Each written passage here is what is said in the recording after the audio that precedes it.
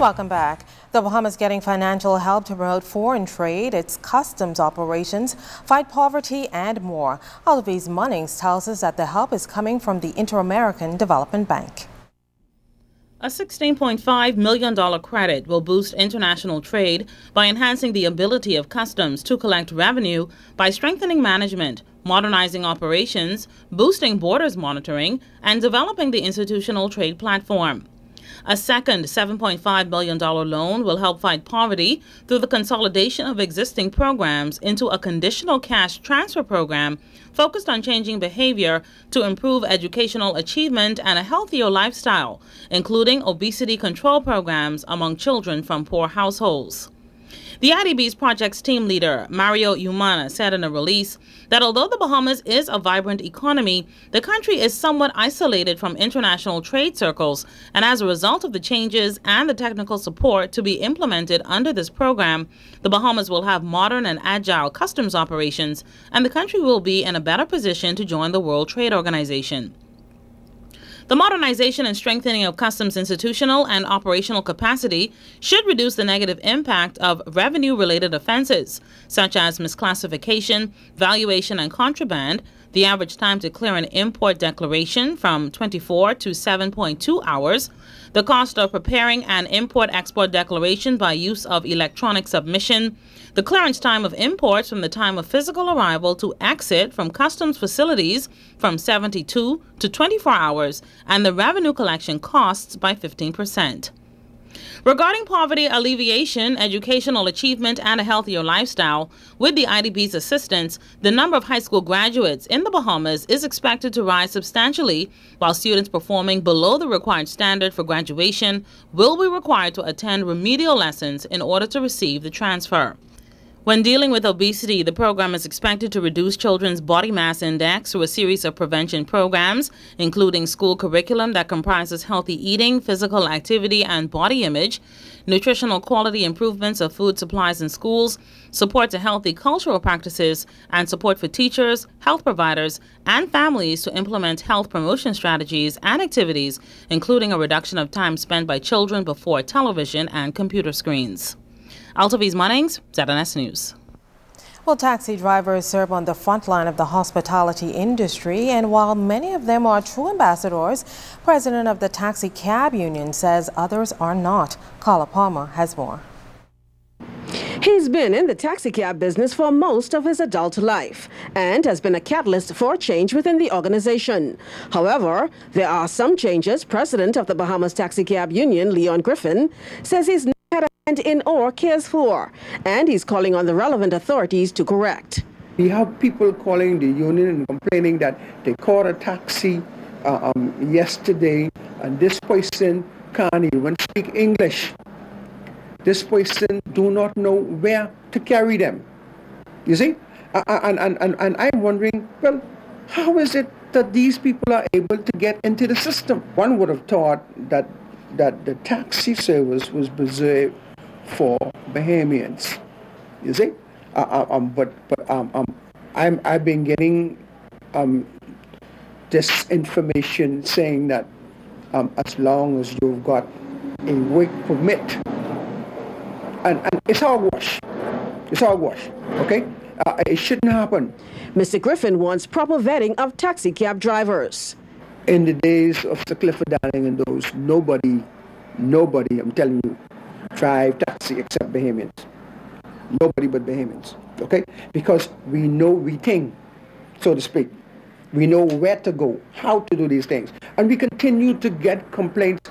And I'm saying, what the devil are we doing? And when I took the exam to become a taxi driver some years ago, they took me on the road and they asked me to go certain places. Find this place. And if you didn't find it, they fail you. They fail you. But it ain't happening no more.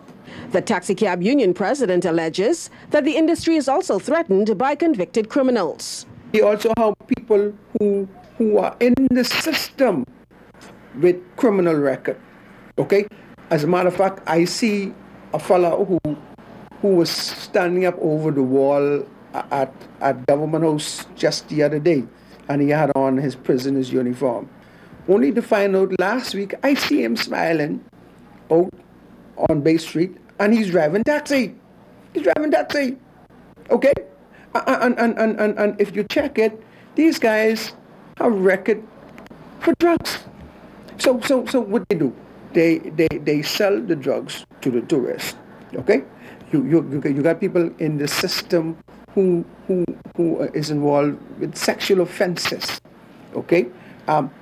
What is going to happen if that person picks up a female and he sexually assaults that female? I believe, yes, that everybody is entitled to a job, regardless whether he or she just been released from prison or not. But the point is, you must know where to put them. Mr. Griffin says he would like the vetting process to include the police, road traffic officials, as well as the Bahamas Taxi Cab Union.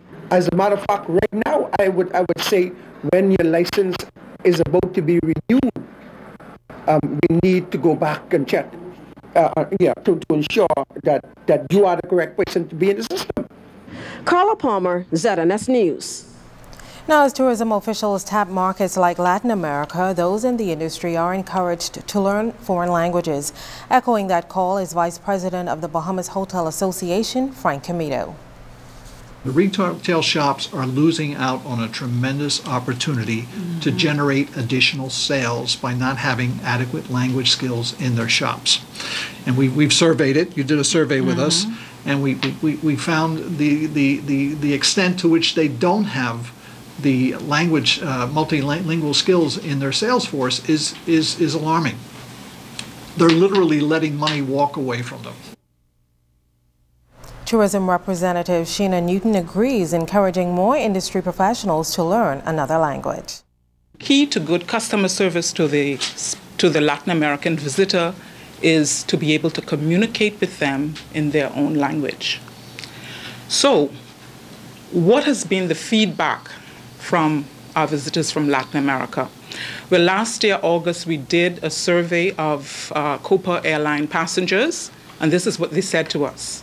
They said that they are enjoying the destination, the beaches, the resort amenities, and really they're having a good time. But high level of recommendation. Right. But there's a big but. They felt that, because we get ongoing feedback from them, they feel that they really could get more out of their vacation if they didn't experience the language barrier.